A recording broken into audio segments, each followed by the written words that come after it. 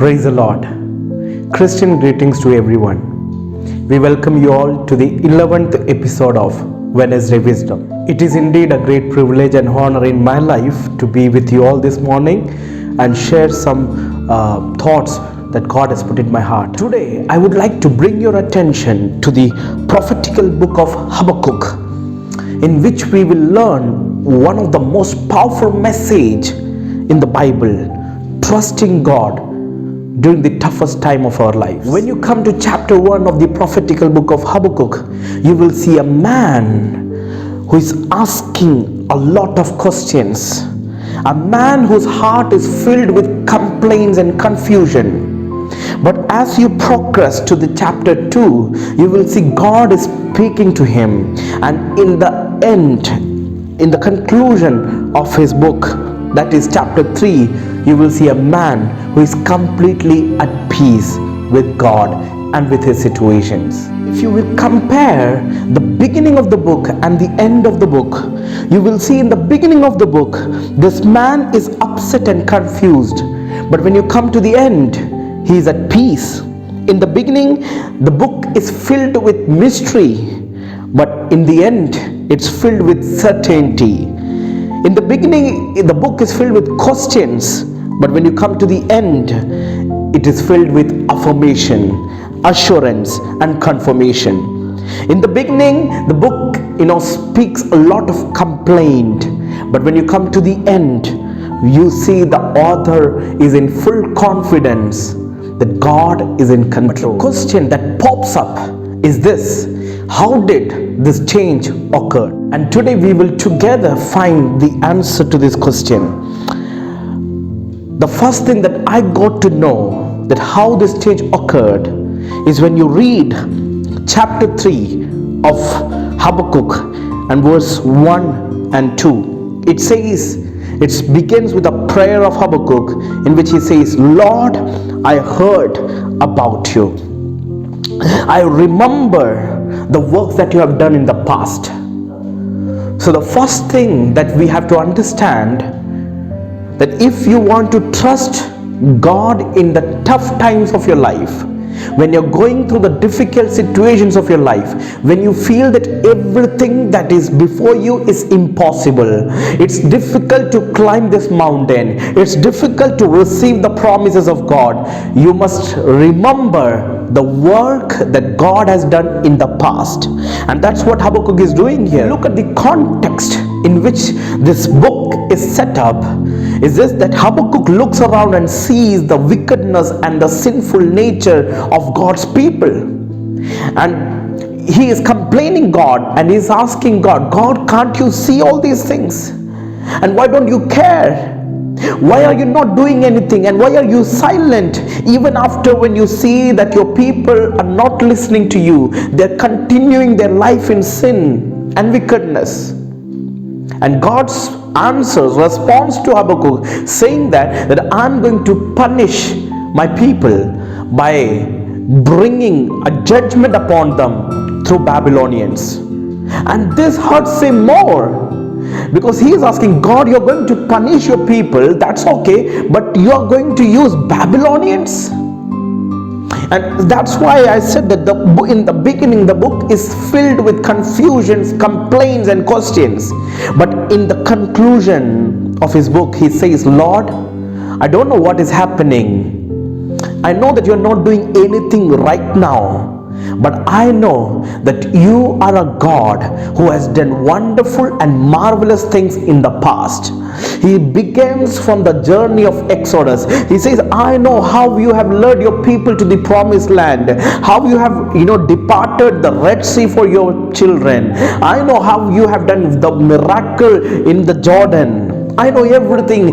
I remember it and I cherish it, and I trust in your actions, O Lord." So the key to trust God in the tough time is this: to remember the wonderful things God has done in the past.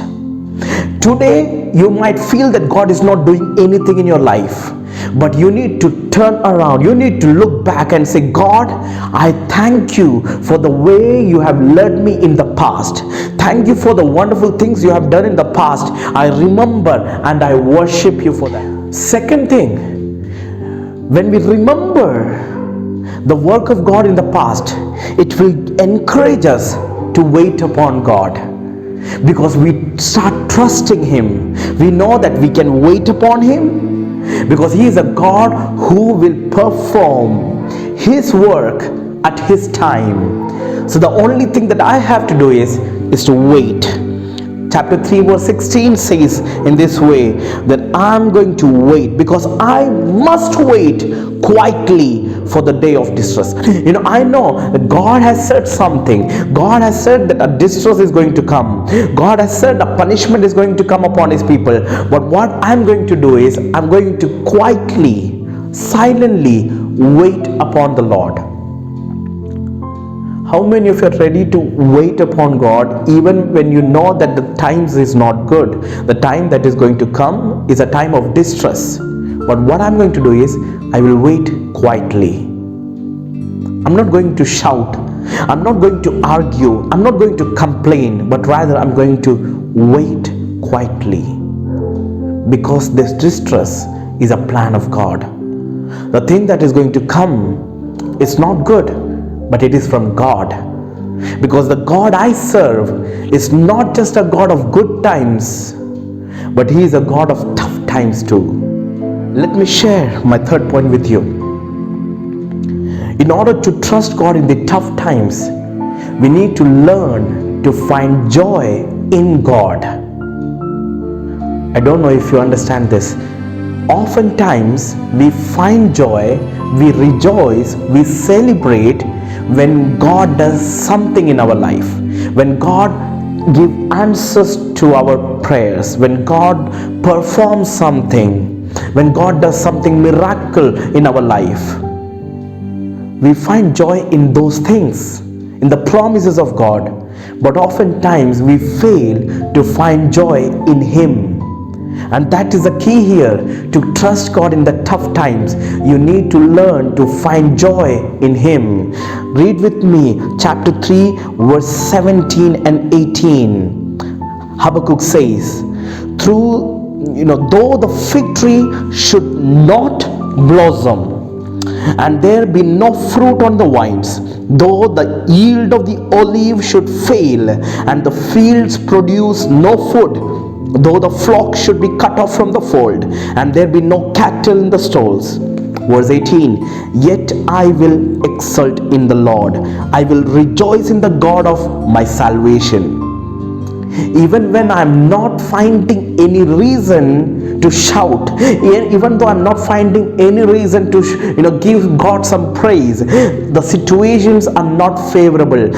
Bible says, though the fig tree should not blossom, there is no fruit of the vines, there is nothing to celebrate, but still I will find joy in God.